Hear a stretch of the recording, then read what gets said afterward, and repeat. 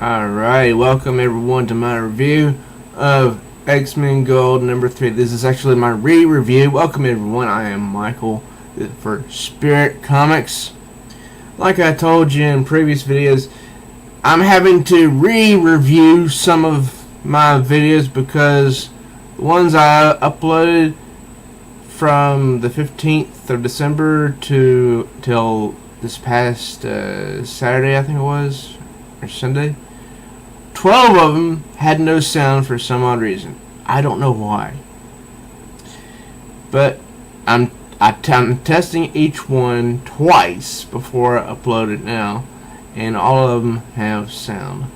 Okay, let's get on to the cover. This is Kitty Pryde phasing through a poster. Yes, it's a poster of X-Men Gold. Of the team of X-Men. Don't mess with the X-Men. I like that. It's strange that she is in the forefront of the cover and all the rest of them are in the background, giving the impression that the issue is all about her when it's a team book. Other than that, I don't have anything bad to say about the cover. I like the cover. So I'm going to get into the story.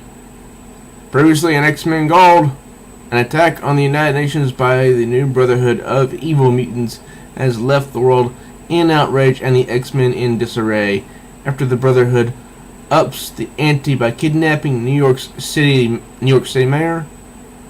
It becomes more necessary than ever for Kitty Pryde and the X-Men to find and stop their mutant enemies before they begin a war with humankind. Back to basics, part 3.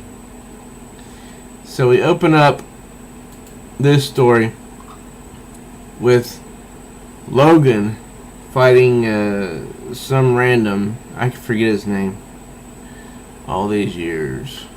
Why can't any flaming thing ever be easy? Why does,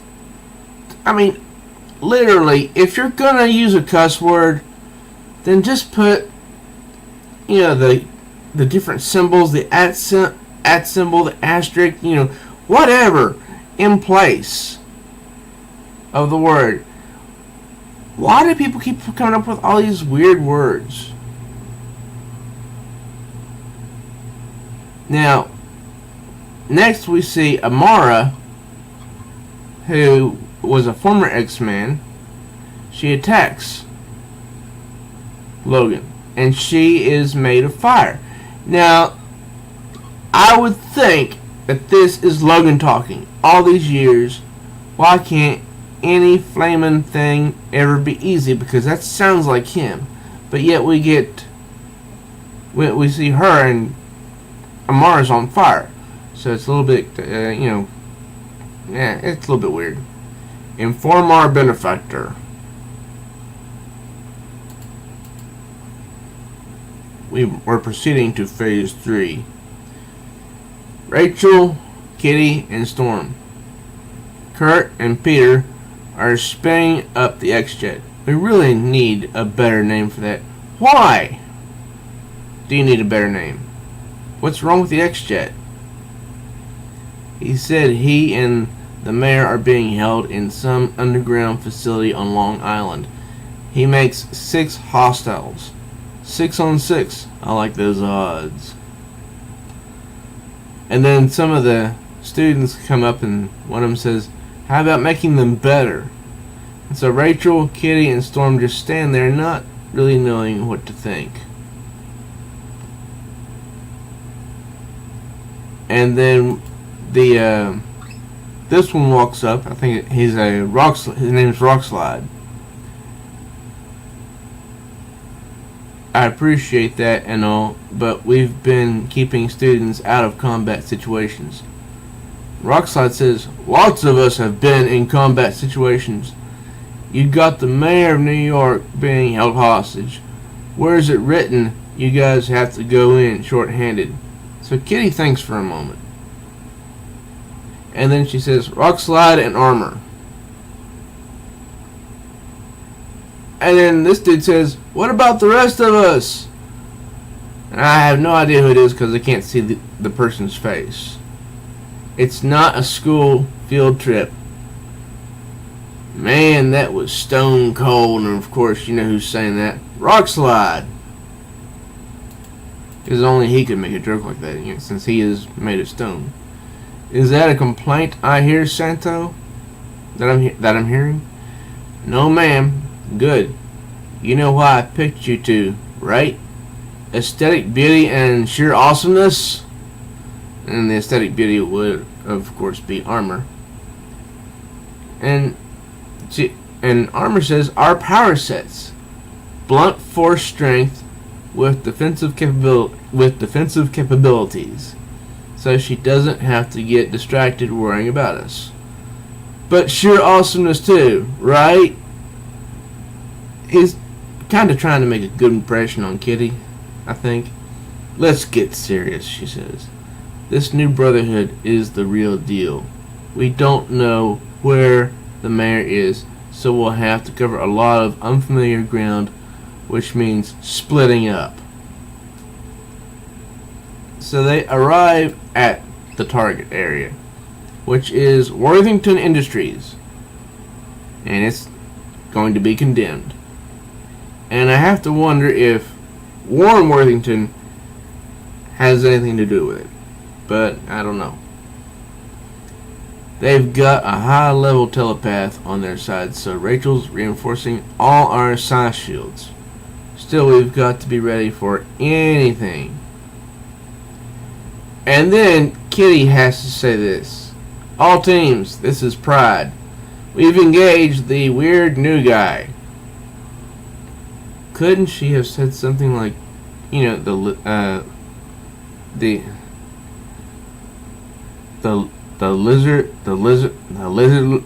lizard looking person, you know, something better than the weird new guy.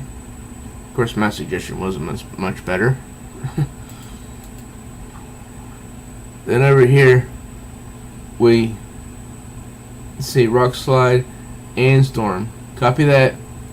And I believe we've located the mayor. And of course, Rockslide would have to say, in a super creepy room where it looks like you'd film an ISIS hostage video.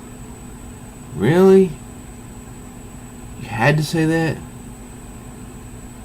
Kitty orders, extract the mayor, top priority.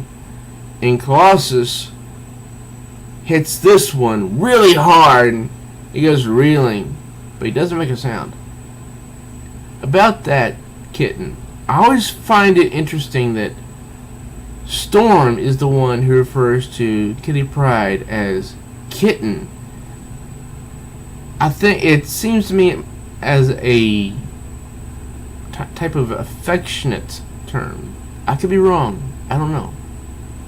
I think our telepath has gotten to Logan. What do you mean you think? And Storm, who's usually plays the straight guy, actually says something funny. I mean, we're fairly certain. While Logan is coming at him. And, you know, that's funny. Then Nightcrawler's on the X-Jet. Kurt, get the mayor. Poof. Gotten. Oh, sure. Save the mayor and leave me to deal with the old guy.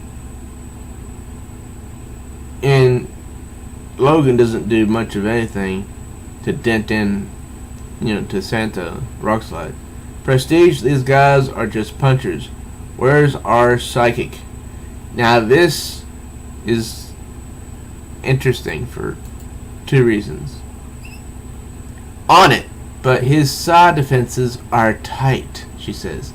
I'm having trouble getting a read on him. Ah! And she falls. Belay that.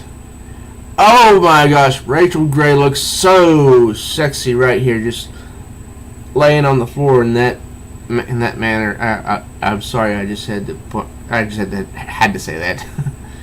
I found the jerk, she says. who says nothing at that moment. And then Colossus goes schmear right against the bad guy, who doesn't say a word, doesn't scream. You couldn't have done that 5 minutes ago, Armor says. Ororo, Santo, what's your status? Lousy, he says. Patience, Santo. Shit. And then Storm goes, Shaku! Rockslide looks over and says, when he wakes up, he's going to be so ticked off at you. Because Storm just shocked him with a really big lightning bolt. But it's not like she hasn't done that to other teammates before. So, back with Kitty and company, Colossus and Armor. Looks like Mr. Logan's been here. Looks like. Still need to find Amara though. Rachel? Now this is so strange. I thought Munroe was a really strong telepath. That's what's strange. I thought he was strong enough to really mess with people's minds. But this right here with Rachel is laughable. She says, hang on. I'm fighting the telepath. It's Munroe. Done! That was fast, Kitty says. Please, the guy's amateur hour. I pulled an interesting tidbit from his mind. How did you do that so fast? I mean, he's supposed to be really strong. The entire place is rigged with explosives. It was a trap!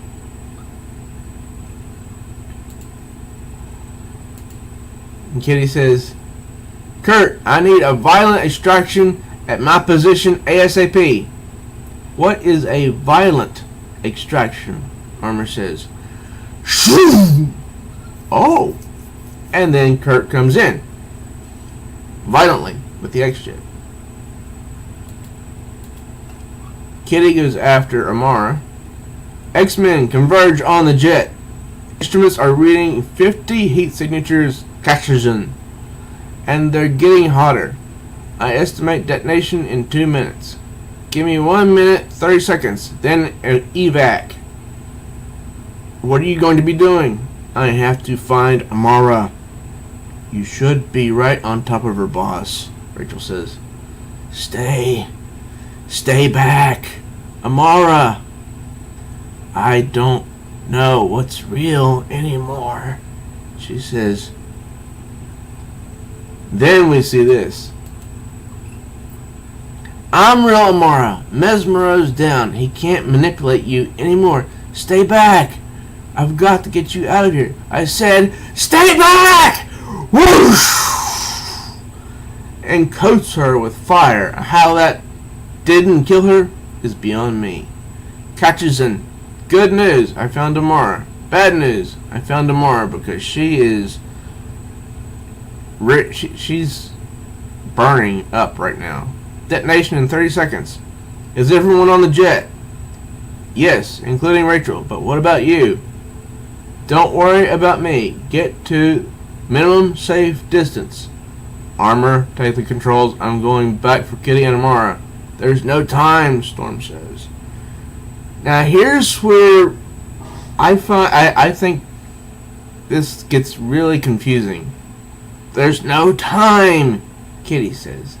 Evac, Kurt. That's an order, she says while she's holding Amara. But what about you, Kurt says. She's just holding Amara because she's concerned. And then big explosion, and the X-Jet flies away. At the very same time, whoosh, all of this heat engulfs Kitty Pryde and Amara. By all rights, they should be dead. Now, I know Kitty's power is that she can phase through solid matter. I didn't know that she could phase through fire, because fire is not solid matter. So that's what makes this scene here, a little bit strange. Because every time I've ever seen Kitty Pryde, it's always been solid matter. Never something that wasn't solid. You ever try to hit a flame? It won't work because it's not solid. Gotcha! Colossus says.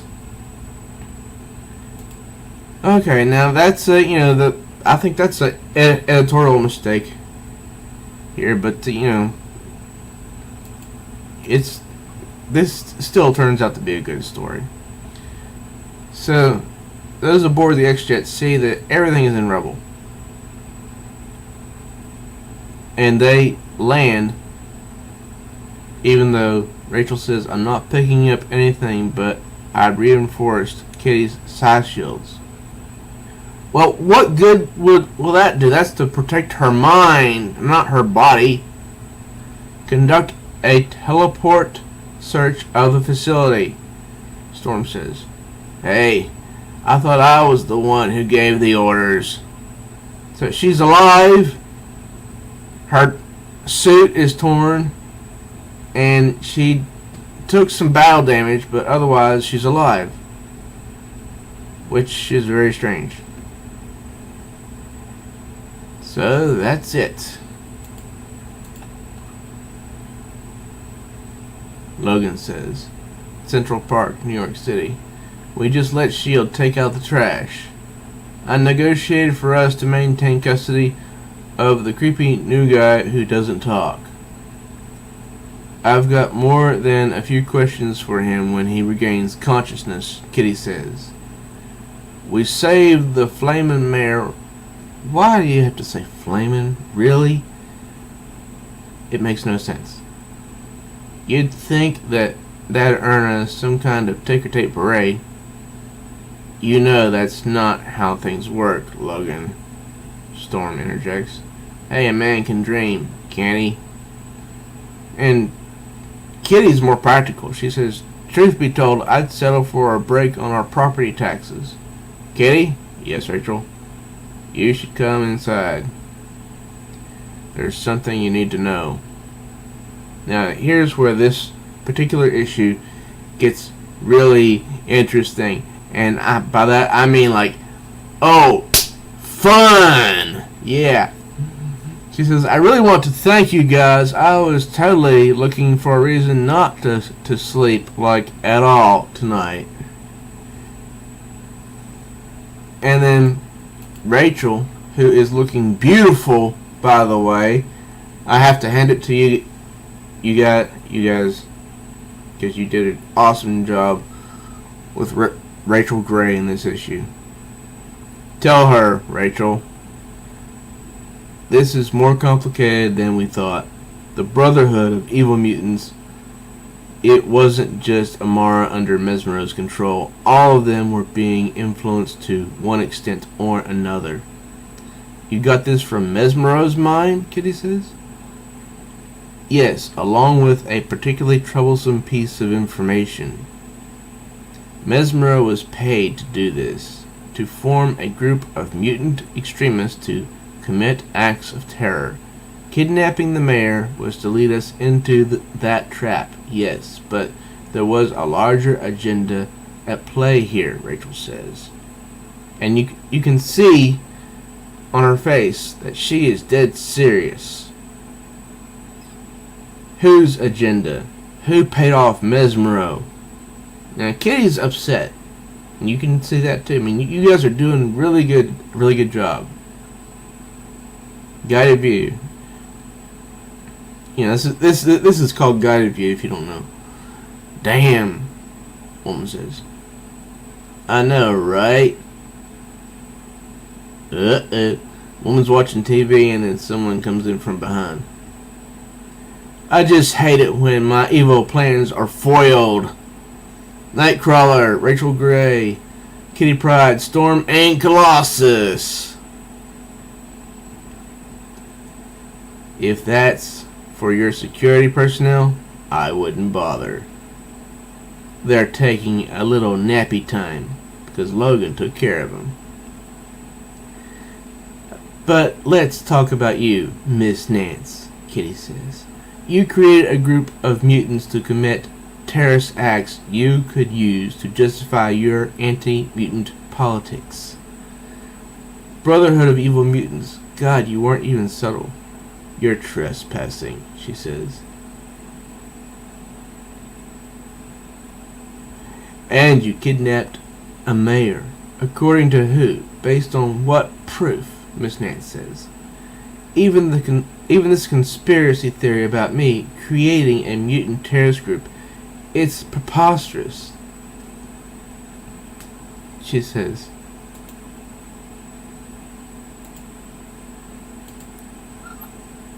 It won't be to S.H.I.E.L.D., Colossus says. They have the rest of your brotherhood in custody. I think you'll find they don't have much memory of their actions, she says. She's not without some cards in her hand. But, and even if they did, what's the word of a mutant worth against that of a human?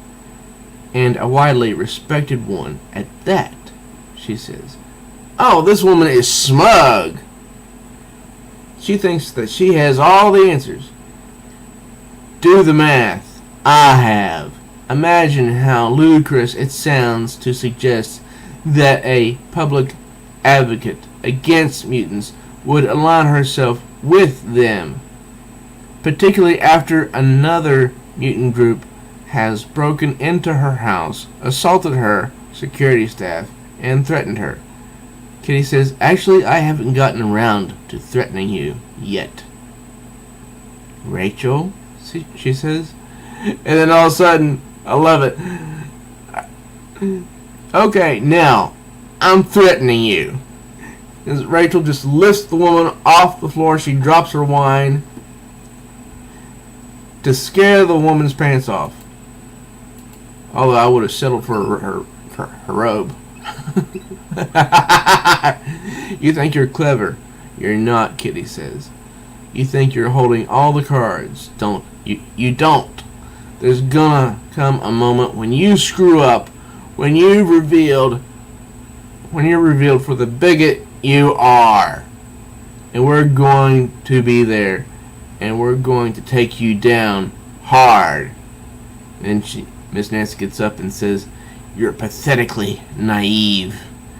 Who do you think you are, after all? And Kitty looks back at her and says, we're the X-Men. Oh yeah! That was part 3 of Back to Basics. Next issue, it's all about Gambit. Well, not all about Gambit, but mostly about Gambit. So I enjoyed that issue, even though there was some editorial problems here and there. And, you know, I do get tired of the use of the word flamin' and these other words that are used in place of cuss words. You know, what happened to just putting a long list of weird characters in place of the cuss word? Better yet, why use a cuss word at all? Anyways, what did you guys think of this issue? Let me know in the comments. And if you're new to my channel, please do subscribe and smash that bell like She-Hulk. Also, please do like this video and share it with others. I'm Michael for Spirit Comics. Till next time, true readers.